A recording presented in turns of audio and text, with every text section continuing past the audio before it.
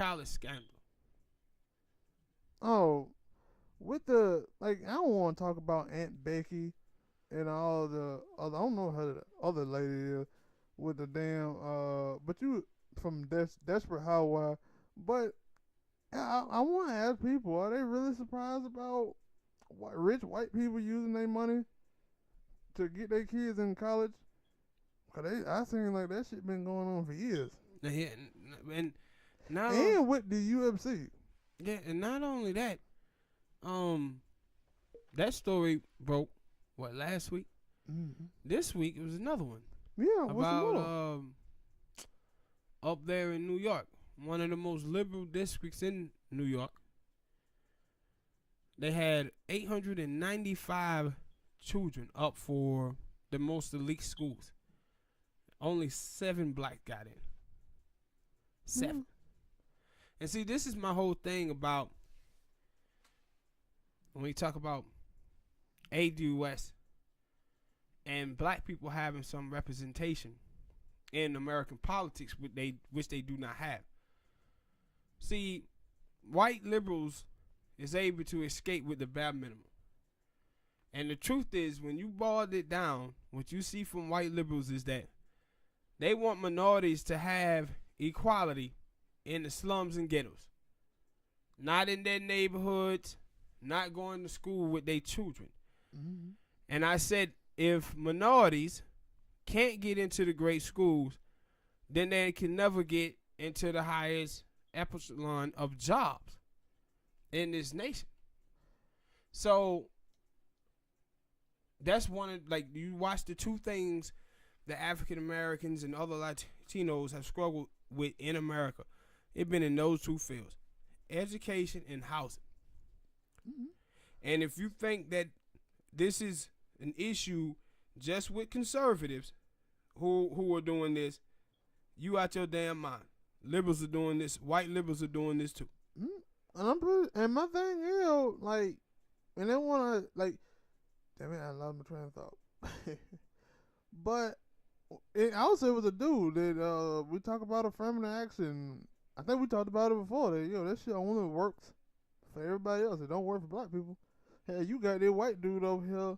But that was the thing, that white dude who put, like, he supposed to be like the head of it for the UFC part, or with the Aunt Becky them, that he was over here lying about these people races to get them into these colleges, and it like, Yeah, and see, yeah. and I'm guessing those colleges know that the old folk. I mean, that's my thing. Like, yo, if you know these people are lying, they scamming, I guess they just saying shit. They look at all that boatload of money they giving us. Mm-hmm. Because that's like the only thing you can say, yo, I know that person scamming me, and I'm gonna stop. Because when I'm being scammed by something, I'm stopping it. And that's like when you talk about when people be like, hey, universal programs will help everybody. No, no, no, no, no, no, no, they won't. Because you can write people out of them. You can do shenanigans. That's why when I think every group in the United States of America should have some type of advocacy group for them, because they issues that benefit them. Because you can be held out talking about a universal approach. Mm-hmm. You can be held out, and money controls things in this society, man. And Everything. and you have people who at the very top, 1%, is working on their interests, while they practicing collectivism at the top, while the middle class and the poor too often is practicing individualism. And that's my thing about especially for the Aunt Becky and her damn kids and the other lady. Like, yo, these kids are basically telling y'all that, yo, we only come to school to party and other shit. We ain't coming for class. While black people and Asians or whoever else who ain't rich are going to school to actually try to get a goddamn good education to help them in their job field, while not knowing that, yo, these people with these rich ass mommy and daddies are just gonna make it so they pay for their college tuition, pay for everything, and then they gonna pay for them to get a good job as well. I forgot what it was, but I was reading a report where it was like baby boomers are spending like $350 million a year on their matrilineal children. Like, they basically paying their way through life. So when you see stuff like that, this college scandal shouldn't surprise you. The thing that should surprise you is that them motherfuckers got enough money to make sure that their kids is one of the highest educated people in the country, and somehow they tell you they just had some dumbass kids. Yeah, and my thing is with the I think the Aunt Becky one. Yeah, I think like my thing, and I always say it because I talked about that when it comes down to sports and stuff. Like, yo, if you know you can for basketball, if you know you can, even with football, because I had a problem with Prime saying the shit that he said. That yo, you know you finna go, you good enough to work on your craft as a player or whatever and go into the NBA, NFL, Major League and make billions of dollars, millions of billions of dollars. Go do that. Don't be, hey, leave that education to people who aren't athletes. Let me ask you a question though. You remember in probably like 2-3 years ago, some of the same thing happened in Atlanta. It was like 20 black teachers. They got like 15 years in jail. You think any of these white people going to jail for this? Not really. Cause I don't want to say it because they white, but I'm going to say it because they rich. And white. Yeah. Cause I think I remember that. I think that was in like high school and something like that. Yeah, it was in Georgia, in Atlanta. Because it made me think about it because I was in school at that time. They were cheating on the SAT test? Yeah. No, I'm thinking about SAT. Yeah, it was. It was the SAT test. And I was like, we had just took our test, and I was like, I wonder. And reason I wondered that because I know it's a lot of niggas in my when I was in school, it's a lot of niggas that I was like, y'all niggas ain't gonna pass. And then they were like, yeah, man, I passed. And I was like, shit. Oh, shit. Oh, shit. And then when that came out, I was like, I knew it. I knew y'all niggas didn't pass.